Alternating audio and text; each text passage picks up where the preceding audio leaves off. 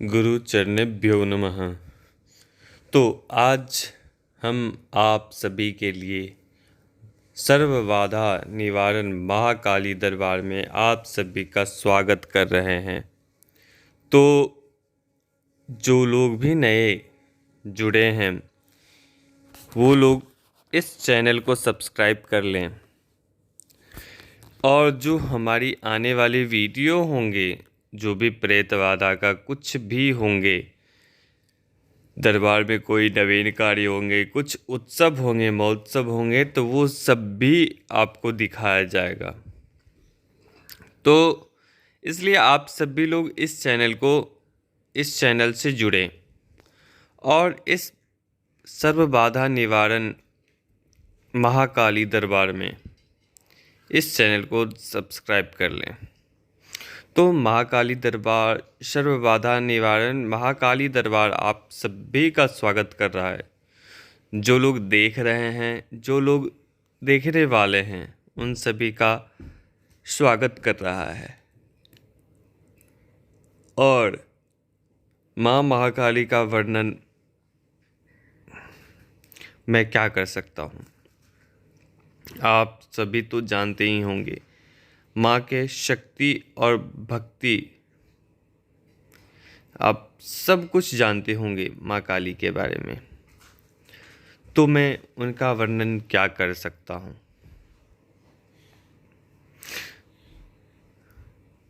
तो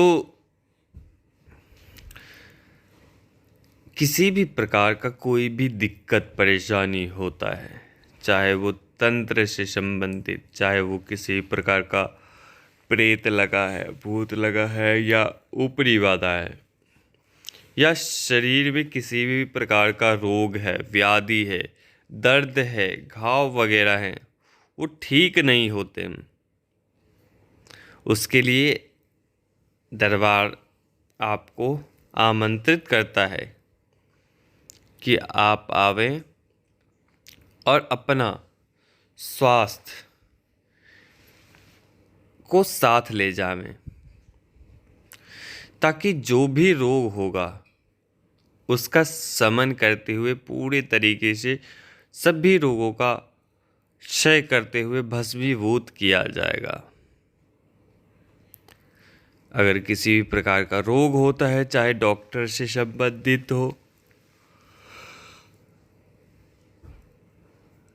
अगर डॉक्टर भी हैं तो आपने अनेकों डॉक्टर से दिखा लिया, हर रिपोर्ट वगैरह सब कुछ नॉर्मल आते हैं, लेकिन फिर भी शरीर में पीड़ा बनती है, तो क्या कारण है।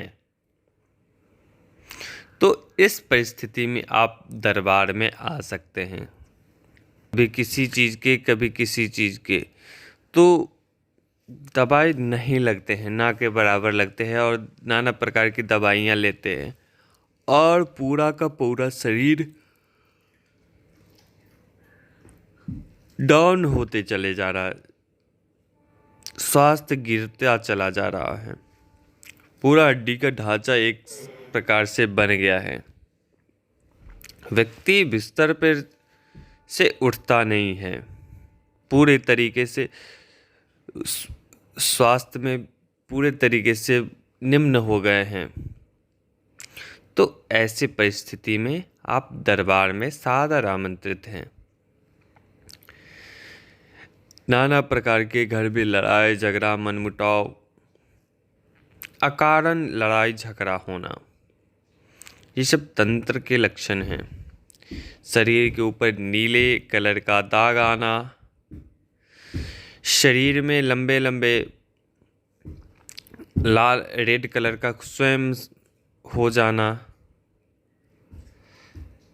बालों का अचानक से उखड़ना, आपके घर में लगा हुआ तुलसी का पौधा, तुलसी वृक्ष का पौधा, ऐसे शुभ पौधे स्वयं बार बार सूख जाना। अगर आप कहीं से भी लाते हो तुलसी का पौधा, वो बार बार सूख जाता है, लग नहीं पाता है, तो ये तंत्र के प्रभाव हैं। आप एक बार लगा दिया, दूसरी बार लगा दे, तीसरी बार लगा दिया, तब समझ ले कि तंत्र का बुरी शक्तियों का प्रकोप है।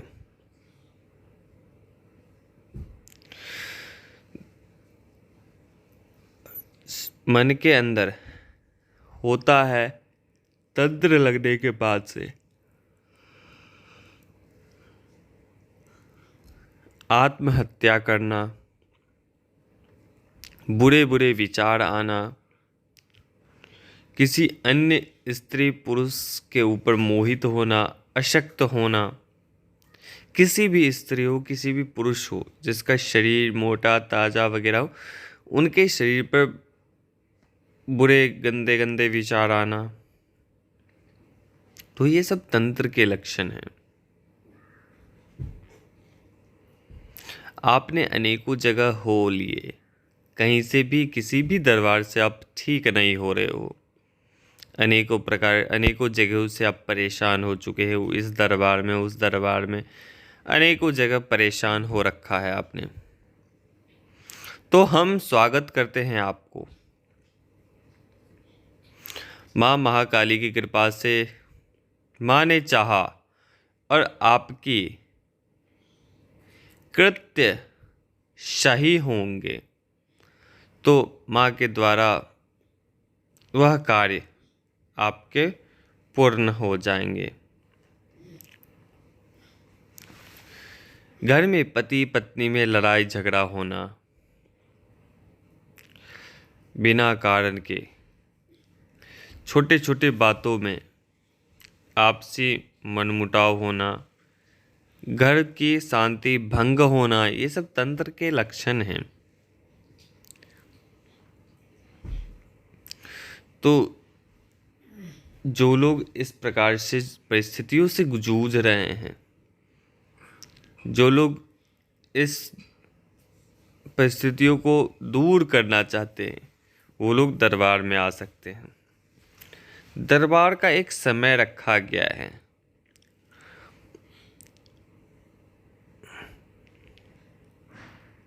समय आपको 10:30 बजे के बाद से 4 बजे तक का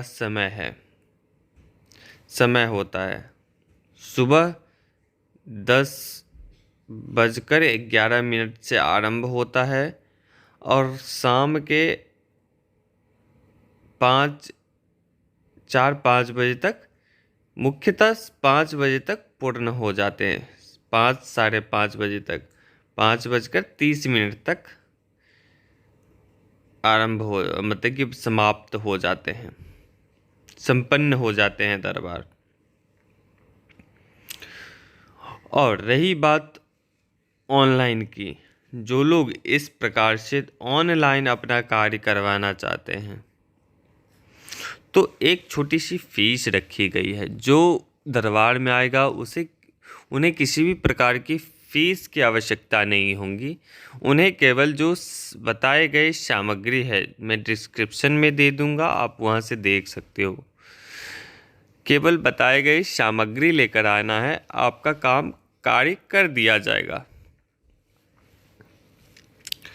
और जिसके ऊपर नकारात्मक ऊर्जाएं हैं, जिन्हें दिखाना है, वो स्वयं पीड़ित व्यक्ति भी रहे दरबार में आने के बाद से। दूसरी बात कि अगर आप ऑनलाइन करवाना चाहते हैं कोई भी कार्य, तो उसकी एक फ़ीस रखी गई है, छोटी सी फीस है, वो आपको पे करके अपना कार्य करवा सकते हैं। बहुत लंबी चौड़ी फीस नहीं है, छोटी सी मामूली सी फीस रखी गई है। वह फीस पे करके अपना तंत्र काट करवा सकते हैं। और जिसको इन सभी बातों पर यकीन नहीं होता है कि भूत प्रेत इस दुनिया में नहीं होते हैं, तो उन्हें मैं यह कहना चाहता हूँ कि जिसके माता पिता हैं या जिनके बाबा परबाबा मर गए तो क्या उन्हें आपने देखा है?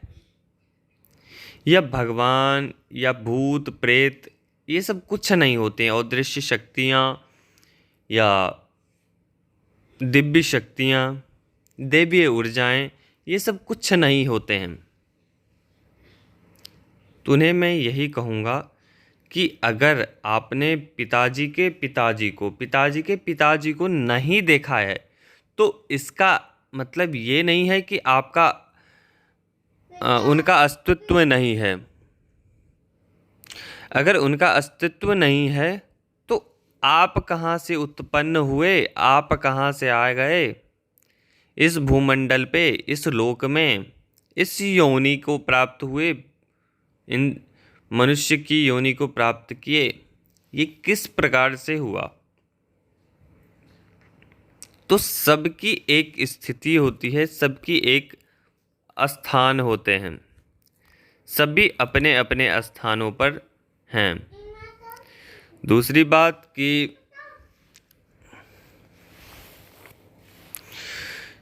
सभी का एक कानून है, सभी का एक कानून है। व्यक्ति अगर सशरीर स्वर्ग में चला जाए तो क्या ये पॉसिबल है? संभव ही नहीं है, क्योंकि उसका एक लॉ है, एक तरीका है। मृत्यु होने के पश्चात ही आपकी आत्मा कर्म के आधार पर स्वर्ग जाती है, अन्यथा अनेकों लोकों में भ्रमण करती है वह आत्मा। तो उसी प्रकार से अगर भूत प्रेत या जिन्न खबीज की योनि को प्राप्त किए हुए शक्तियां जो अतृप्त है, अतृप्त अगर मानव के शरीर में आकर प्रवेश करता है तो ये विधि के विधान के खिलाफ है, क्योंकि ये नहीं होना चाहिए। और इनका एक नियम है, सभी का एक, क्योंकि जब तक भूमंडल के ऊपर एक लॉ के अनुसार, प्रकृति के अनुसार सबको चलना होता है, चाहे वो कोई भी व्यक्ति हो, चाहे वो कोई भी शक्ति हो, सभी एक लॉ के अंदर बंधे हुए हैं। अगर मानकर चलिए, अगर आप काम करेंगे तो ही आपको भोजन की प्राप्ति होगी, तभी आपको धन की प्राप्ति होगी, तभी आप भोजन कर सकते हो, अपना दैनिक कार्य कर सकते हो, अपने जीवन भर का कार्य कर सकते हो उस धन के उपार्जन से, काम करने पर। अगर आप काम करोगे ही नहीं तो फिर कहाँ से प्राप्त होंगे? तो यही होते हैं लॉ। सबका एक कानून होता है, उस अनुसार आपको चलना होता है, अन्यथा कुछ भी आपको प्राप्त नहीं होता है। ऐसे ही रोते रहोगे, बिलखते रहोगे, कोई पूछने वाला रहेगा नहीं, और फिर अंत में उस शक्ति के साथ प्रेत योनि में, भूत योनि में, पिशाच योनि में लगातार आप भटकते रहोगे। कोई पूछने वाला नहीं होगा, ना आपको कोई निकालने वाला होगा, ना आपको कोई मुक्ति देने वाला होगा। तो ये होते हैं तंत्र के प्रभाव। तंत्र के प्रभाव से अच्छे अच्छे व्यक्ति करोड़पति से व्यक्ति रोडपति तक हो जाता है। तो ये होते हैं तंत्र। किसी की दृष्टि, किसी की हाय, किसी का नहीं लेना चाहिए। तो अभी तक के लिए अनुमति दीजिए। गुरु चरणेभ्यो नमः। जय श्री महाकाल, जय महाकाली, जय गुरुदेव, जय दिनेश्वर महाराज की जय। प्रणाम।